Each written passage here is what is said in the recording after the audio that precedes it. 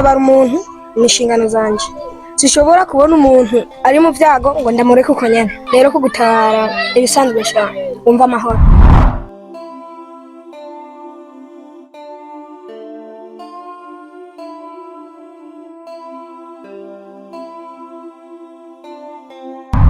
Ngwino ndagushimiye. Ama none wowe witwa gute? Je nditwa Joseph. Joseph? Ego, hari kibazo none ko ndakubwiza izina ryo gwanje? Oya nta kibazo. Niko gusa numva umengo hari ibintu bigomba gusa. Mane. Ni gute nzosubira guhura na Joseph? Kuko sinumva neza ukonda hanye.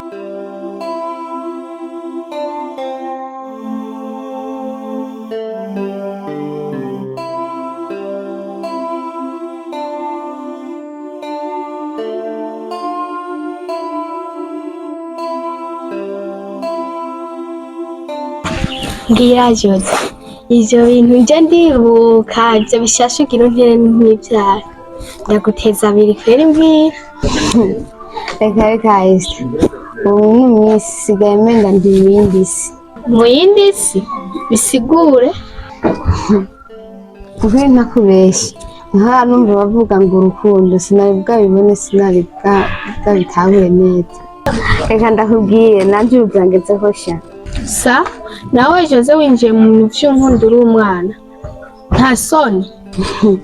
Reka wumva ubizi usigaye ndi mu rukundo vya nyavyo. Ntumbarire Jose. Aha mwimisi ugezwe aho makuru rero ariko Jose nakubwiye nk'impanuro z'umugenzi wawe. Urabona ko tukiri bato turacakeneye kubona ibintu vyinshi ku bantu batandukanye. Rero icyo mbona Jose, ibintu vy'inkundo bireka uracyari muto. None wowe Jose ntubibona? Reka sha nanje nama ndavyibaza bikancanga. Gusa ico gutangaza nuko n'uwo muhungu wumva sinzi nuko akinyibuka. Ico gihe duhura twahujwe n'ibibazo ariko sinzi uko yoba akinyibuka. Ndagutwenze nawe wumva utasaze ukunda umuntu atanagukunda nta n'isoni. Rero nkubwire bitware gahoro sibyo, uracyari muto maze wisungure wigire haruguru wawazoza mu gihe cya nyacyo. Siko none kajoze. Okay, reka ivyo tuvyihoze ntari. Ndabona na muco araje. Reka nzane intebe muwe muranteramisha.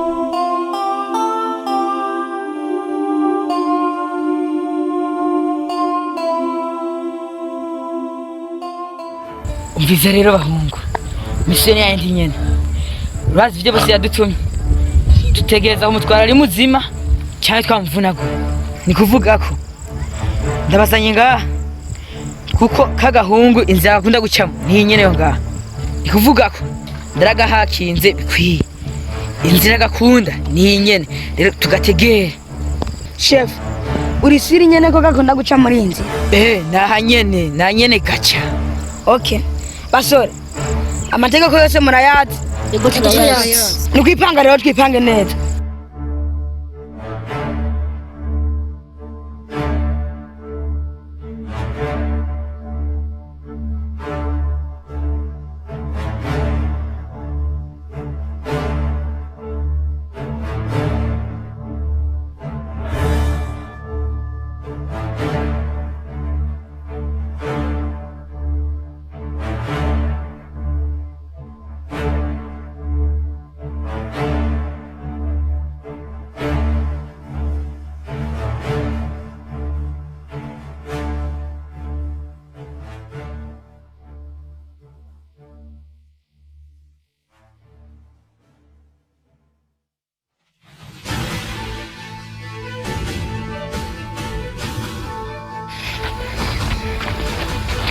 Umviriza mwabahungu mwikunda kimba mugomba amahoro nimumbise ubunyene ndigiye dogo. Umviriza nakubwire uyu munsi wewe ni wo munsi wa nyuma. Okay, sawa.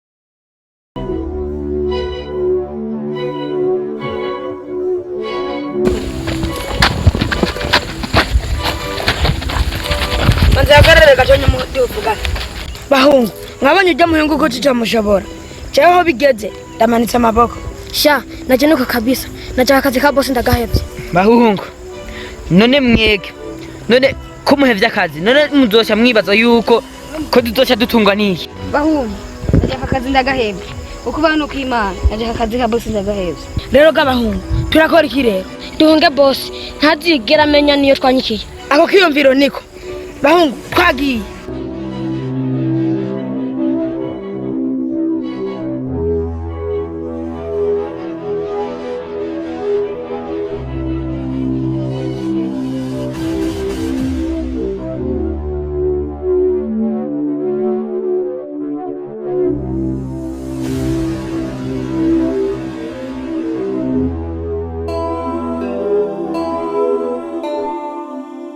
Josephine, kweli papa wamuhenze kugira je nawe turazina turigana kubera iki Joseph bivyo se nabikoze kugira ndonka kanya kuganira je nawe kuko hari haciye imisi tutabonana none Joseph we ntiwarunkumbuye usivye yuko ntenda kwibuka gusa ukimpamagara rimwe ndahise ndibuka aho twahuriye okay hama Joseph tutarandiriye nagomba ndagushimire kuvyabaye urya munsi guhera urya munsi Joseph nagumye nkwibuka ariko vyibagira ababikoze n'ivyibagira ababikorewe rero naguma niyumvira irya ari turasubira guhura none Imana irabikoze rero ntitaye kukumenya Joseph nagomba ko tuho kwibera abagenzi ukaba umukunzi wanje kandi ntunyankira ariko Josephine hari impamvu ivyo bintu wiyumvira bitoshoboka yuko bikunda kuko jewe simeze kandi bana ntaco ndico je guko ndi imfuvyi ntaco ndokumarira sha heba kutakaza umwanya kuri jewe ntaco ndokumarira pe ariko ndagukunda kandi sinitaye uriwo n'ico ndico nkwinga kwingize ntunyankira sawa rero ndakwemereye none hakwirikira iki uranyemereye nyene yego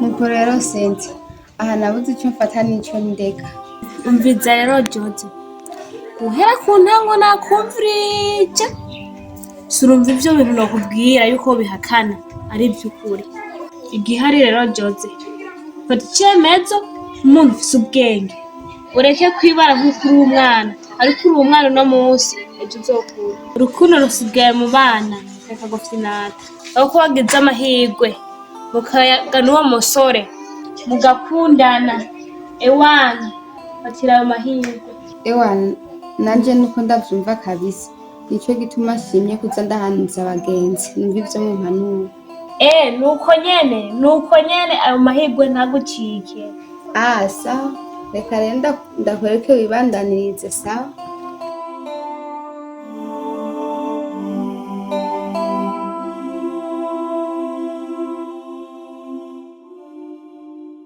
bro impamvu nahisemo kukurondera nuko hari ikintu narishaka yuko twoganira nukuri umbabarire ku byabaye byose nanje narakoreshwa kuza kugwanya mwa burya buryo natwe ntihari twebwe twakorera umubosi kandi uwo mubosi igihe umukorera twaramuhevye buri umwe wese mwabajya bahungu twari kumwe nta numwe azi irengero ry'iwiwe umwe wese ari kwiwe rero nanje nahisemo kuza kukurondera tuganire kuko naraperereje numva amateka yawe bro nashaka umbwira rero uko naraperereje numva amateka yawe duhuje ibibaje erega bibaye ngombwa twe kwibera n'abagenzi okay ni vyiza icambere nuko baba wahise mu nzira ya nyayo kuko irya nzira mwari mwahisemo ntiyayo inzira ya nyayo gufata abantu mubategera mubaka ivyabo hajya no kubica ndari kubica rero ko mwahisemo kwitahura ni vyiza cyane igihari rero ni vyiza kubuzi amakuru yanje ariko hari byinshi utazisha kubuzi yuko je ndi imfuvyi atamuryango ngira ivyo ntibihagije jewe aho mbona uko ndi umwana w'umwibaraba ndakuriye mw'ibarabara sha ariko sindigeze ntibanga watinje mu busuma nk'ubwo bwo Rwanda ubuzima bubi bwose ndaciyemo ndarabwihanganiye nanje navutse nk'uko abandi bana bose bavuka ariko ndakuze ndisanga mw'ibarabara okay reka nkwiganire gato inkuru z'abavyeyi banje Eric umviriza Eric genda kubwira kweri kudashaka kunyumva jewe ibyanje nawe ndabona mugiye kudukomerana ushaka nkora iki Eric ushaka niyahure jewe Anita Jivyo ibibazo vyiwawe byo kugumumbwira ngo ufise inda je vyandambiye iyo ndayavuye he jewe ibyo ntubimbaza cyose ndiko navyumva na gatonya Jivyo ibibazo ko gusa cambere urazi ko ndanagukunda kanzi ariko nawe urakwigira ikijuju bigeze ngaho je mfise byinshi byo gukora biri imbere Cishobora kurera abana jewe igihari rero ngira nguhe icemezo ca nyuma gikwiye muri uwo mwanya iyo ndavyihuta mu maguru masha tuyivaneyo sa Eric ubwo wewe ungabukora neza Eric dukore icyaha cy'ubusambanyi dusubira dukora icyaha cyo kwica Eric sinzi kubwira nko iryo kosa n'umunsi warimwe kandi uvyumve kandi ubitahure Anita sa kuvyaze rero ngomba nigire ufite mu mutwe tugiye wiyumva ko twigeze duhora nawe usigarane inda yawe je ndagiye Eric nogiye heri garuka baseke tuvyumvikane tubisubiremo yo ewe mana yanje jewe ndago okay nuko vyagenze mama wanje ntiyigeze yishimira na gato kundera yahisemo kuza kunta kwa bibi wanje naho yapfuye afise imyaka 6 niho rero ndaciye ndisanga mu buzima bw'umwibaraba inkuru yaje y'ubuzima bwanje irayobera ariko aho abavyeyi banje bari ntibibuka yuko bigeze bavyara umwana okay none nimba nawe ushaka kunyiyungaho ingo ntangorane gusa hari ikintu ntatahura nawe uri imfuvyi ya nanje ndi imfuvyi muhungu singira mama singira papa Jehova bapfuye nkiri mutonya muhungu rero nanje nakuriye mw'ibarabara niyo mpamvu nahisemwo ijya nzira kugira turabe ngene twobaho cyane ariko ntuntawire nabi nuko atayande mahitamo narifise nawe urabibona ubuzima tubayemo buragoye cyane kugira uronke cyo kurya ico kwambara urahangayika cyane rero niyo mpamvu nahisemwo ijya nzira kugira ndonke ico kwibeshaho sawa rero nawe ngunyiyungeho nzokwereka ukungene tubaho dukoresheje amaboko yacu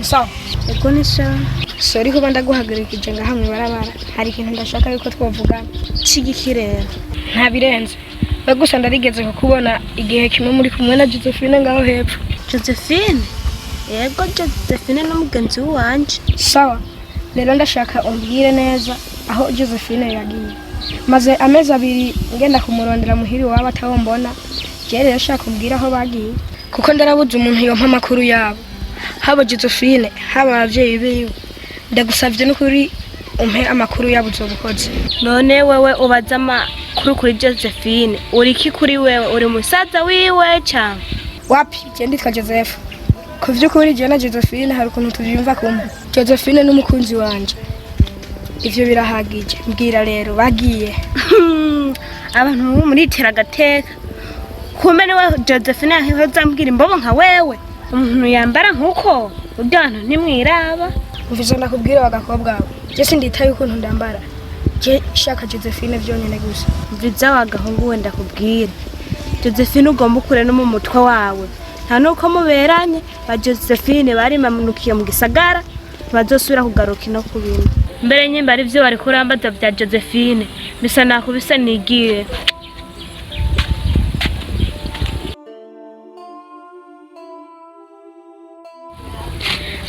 Josephine yagiye mu gisagara kubayo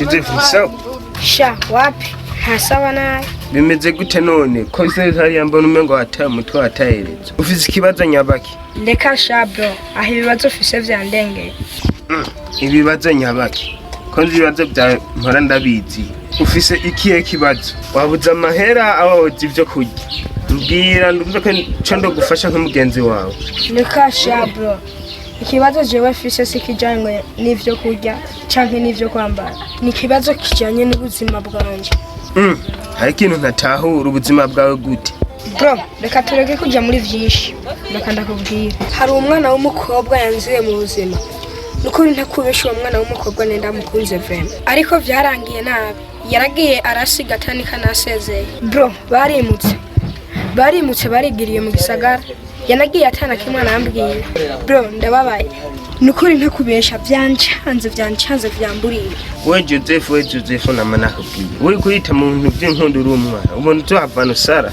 umva ndaguha impanuro nk'umugenzi wawe rondera amafaranga ivyo navyo vy'inkundo uzobijamo niyo wakura canke naho rindira muzosubira guhura kuko ibihe biha ibindi imyaka igahita ikidahura n'imisozi wavyibagiye ka Joseph shabro reka ndavyizere kabisa ariko ndababaye ushobora kuba barateti yangu ico ndoguhanura tafuta hera ibisigara bizizana